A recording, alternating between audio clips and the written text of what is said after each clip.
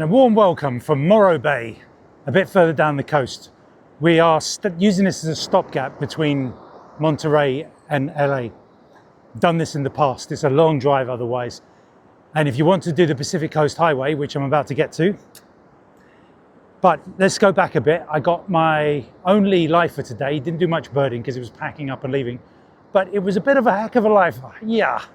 So we were just driving. We'd picked up some fuel for the trip, and I saw a barn door of a bird. I mean, a few days ago it was the albatross, big, wide, really long wings, and I was like, that's a big bird. And then today we were going down the highway where there was a pullover, and I said, that's not a red-tailed hawk. That's a big old bird. That's not a turkey vulture either. Got out, took pictures of it, horribly backlit. I'm gonna have to see how much I can clean it up. Put it through the Merlin, and took a second, and then it said golden eagle. So I got it, finally.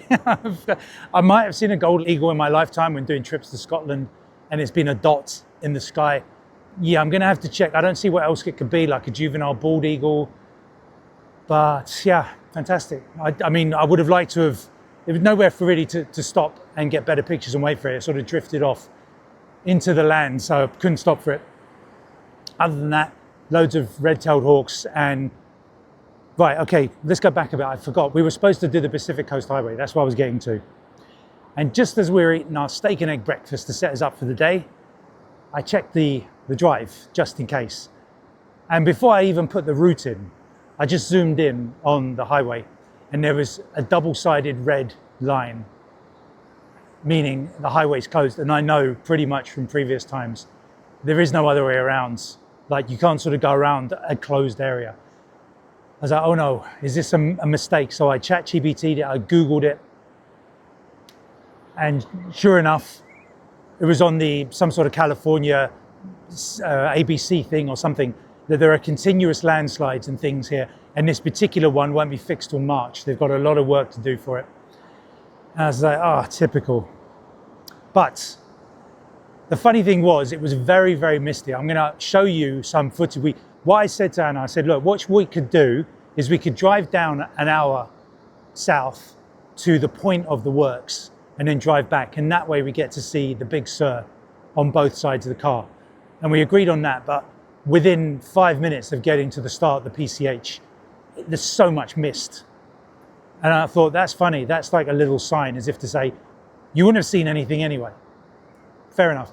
The good thing is, I'll throw over a couple of pictures from previous years. We did it. So we've got the pictures, the overlooks. And what I will say, I said this to people who travel it before, is that even though it's only, say from Pismo, about 2.5 hour drive, you're going to need 6, 7 or 8 hours because you will not stop stopping. Every lookout, you just want to take a picture. I just remember we left early one morning from the Pismo beach, and we didn't get to San Francisco till like 8 o'clock at night. It was mental. But those pictures were worth it. I mean, obviously I couldn't get any good ones today, but we, as I said, let's turn around and go back after 20 minutes.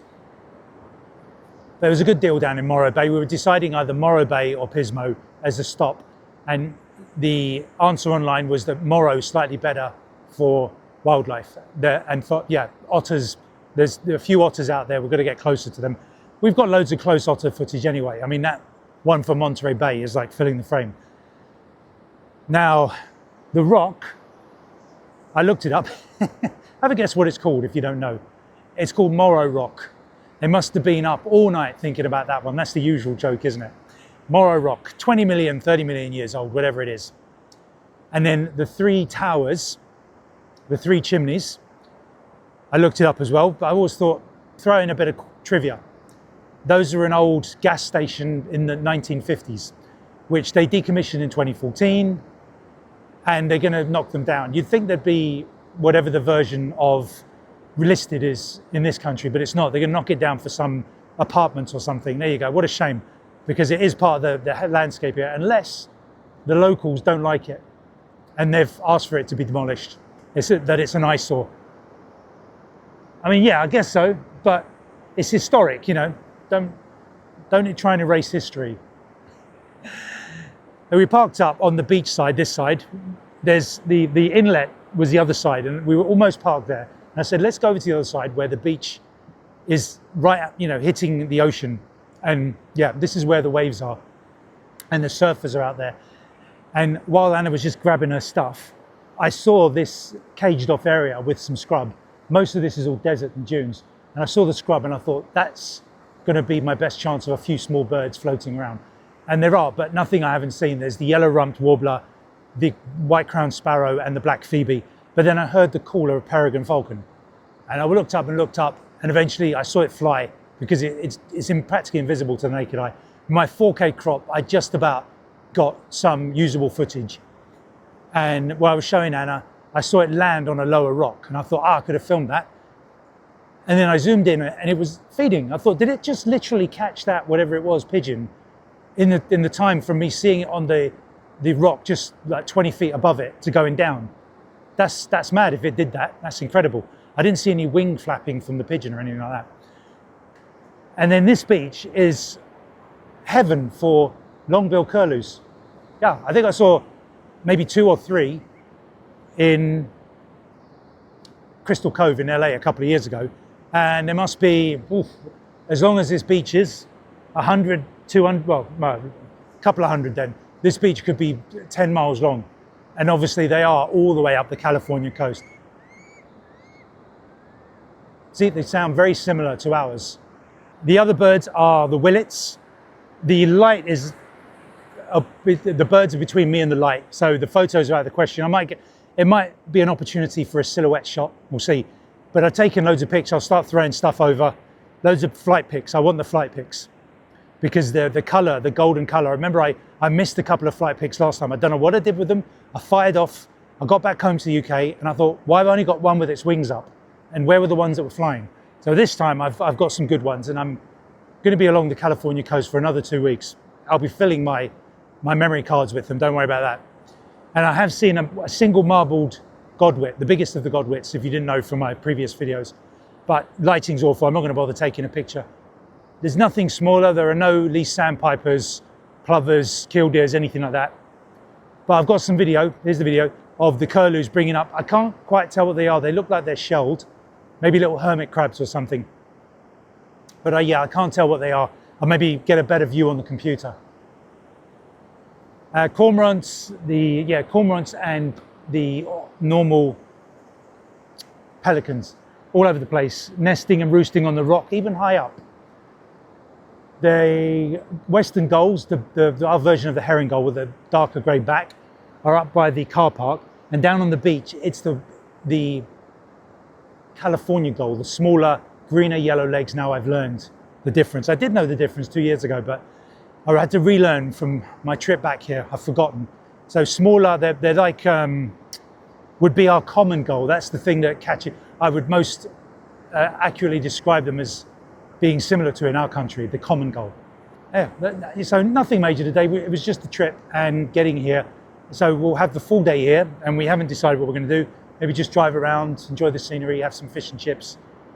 There's a park, some sort of state park. There'll be some small birds in there. I've seen loads of hummingbirds. The area is very, very flat. It's very kind of Jaws type town. You're not New Jersey, New Hampshire. Is it that sort of thing? New England, that's it. And across the street from us, there's a couple of trees and full of hummingbirds. But as you can see, this has been the weather all day, except when we were inland. And this was the weather when we hit the Pacific Coast Highway, very grey. But when we were inland, it was really hot and blue. So must be something going on out at sea that's causing everything to be very misty and foggy. Anyway, I think I've caught you up with everything, and if nothing else happens tonight, I'll speak to you tomorrow. Good morning, folks, from the Rookery. I just happened to stumble upon this place in the morning. I came out for a drive. I saw the golf course on the map, and it looked like it had roads inside, but it said it was a state park of some type. I thought, wait a minute, is it a golf course or is it a park? So I drove through Morro State Park, turned left and just followed these lovely roads. It suddenly looked like you were in the mountains, out in the outback of America somewhere. Loads of turkey vultures, not many small birds going around. I kept stopping and listening. The Anna's hummingbirds are going mental everywhere. There are plenty, but the photography situation with those is very difficult unless one lands in good lighting. They're no use in this kind of harsh lighting we've got blue skies today. Yesterday was totally different. You saw the mist, it was crazy. So today we've got lovely blue skies, makes a change. And the Rookery, I drove around the the kind of swampy area, marshland, if you want to call it that. Thought I might see something there, a great egret, that was it. A couple of turkey vultures. And the couple of times I did stop and have a look, it was just the yellow-rumped warbler. Those, the dark-eyed juncos and the white-crowned sparrows are everywhere. Those are the birds. And the juncos are the chillest, the most chill birds that we got up in the mountains and we're getting here. I thought there was nothing much going on. I thought, where are the birds in these situations? And boy, it's getting a little bit hot. Let's take that off. Got down to the south side of the golf course. I'm always panicked about golf courses, like I said before, because there can be stray balls, and these roads and these golf courses looks like they intermix quite a lot. So stray balls could be going anywhere. So I found myself kind of driving like, you know, like this, putting my hand up ready, because I know of someone that did get hit in the eye with one. But got to this point, I looked over and I saw this dead tree, and I thought there's got to be, I followed my nose, there's got to be things jumping around in there, surely. So I got out and I thought I saw, even from the car park behind you, that there was a dove, a small dove, maybe a collared or a mourning dove. So I think I've seen the mourning doves, the collared doves here, apologise, the collared doves.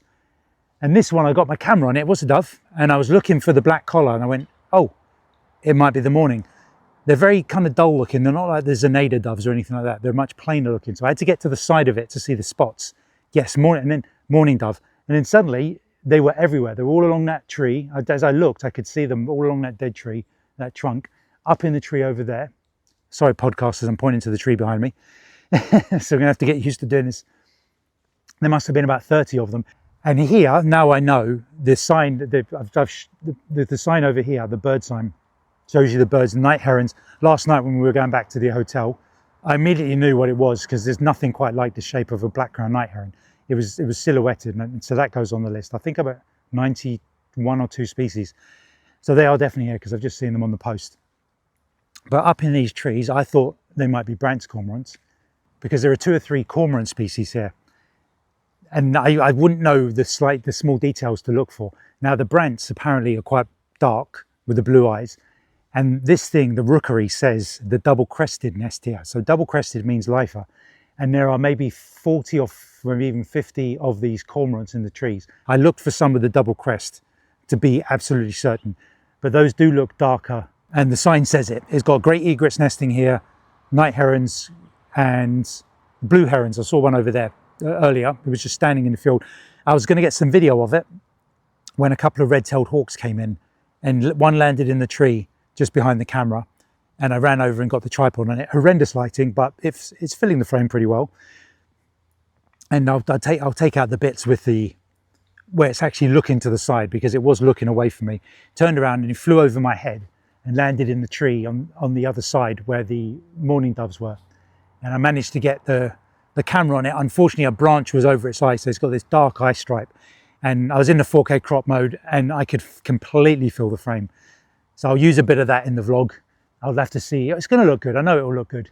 It's not going to be as good as that footage I got at the hotel, where it was perfectly lit in the sunlight. Absolutely perfection. While I was standing, I'd actually brought some nuts, because I found it this morning, and I thought this has got to be a feeding station, surely, because all these birds are hanging around, and it's looking a bit too suspect for them being a bit more comfortable with people wandering by and not moving. So I thought, yeah, okay, definitely people coming. I couldn't see any nuts, but there are several chopped trunks where people could spread food.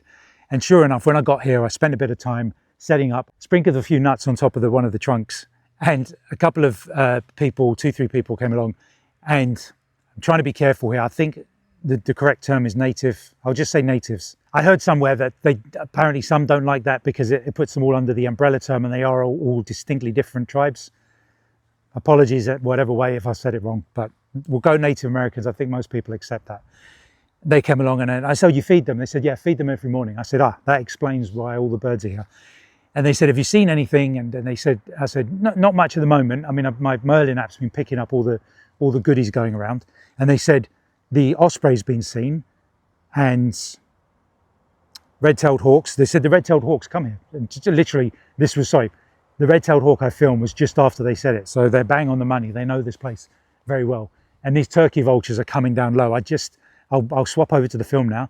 I'd actually originally stopped here because I saw one on a post, and I got the tripod and went over to film it. But then this military helicopter went over and scared it off, and I was effing and blinding. But it didn't matter because I was going to get loads.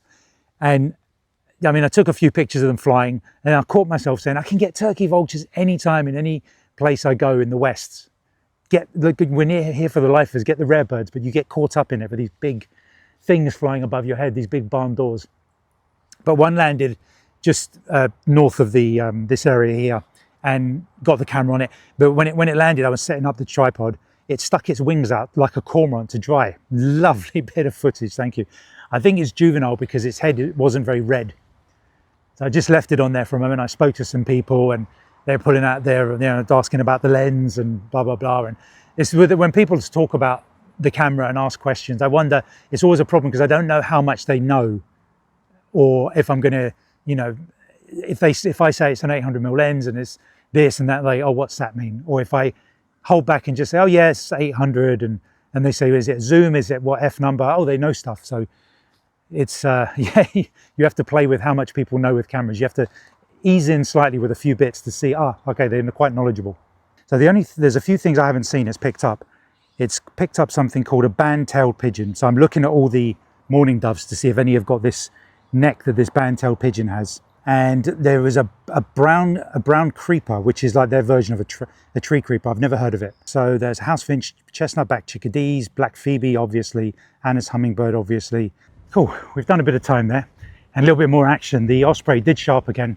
I only got it from behind this time, but he is out there hunting somewhere and hoping he might come back with a fish. So I'm going to head down to the water here, see it come back in, and anything else going over, maybe some otters down here. But some Stellar's jays showed up. I got decent stuff yesterday, photos, bit of video, but I was able to turn the camera vertical and fill the frame with some photos as it was checking me out, wondering what I am. And I just think because the food comes out from humans, they're a lot more easygoing with humans, some of the birds there. I kept hearing Downey's woodpeckers, which would be a lifer, but it was getting a little bit, to the point where I think I've seen everything there now. And the light was really hard. I tried my best to try and get some, I got loads of footage of the jays as well. They moved, the light was really horrendous. There was a point where it did land in a bit of shade, and that was probably the best bit. And I've got my fill. I've got plenty photos, and I'm sure I'll be seeing them again, no doubt. Just heading down there. So heading down to the water, I can see a couple of waders. They're probably curlew down there, and that's maybe a great white. Yeah, it's a great white egret. There's pelicans out in the bay, lovely. We've got a Tony Stark's type house out there, right overlooking. Yeah, he's got the prime. That's got to be worth 10 mil, that sort of place. I was saying to my wife the other night, I said, well, just imagine there are people in the world that probably look at our little cozy place, little tiny place, and think, haven't they got it good? So someone else has got it better than you. Someone else has also got it better than you. And many, many, many, many, many more people have got it worse than you. Just remember that. Anyway, I tried to get some photos of the mourning dove flying, but as you can see, the lighting is very harsh. Really struggling to find that midpoint between the shadows being too dark and the highlights being blown out.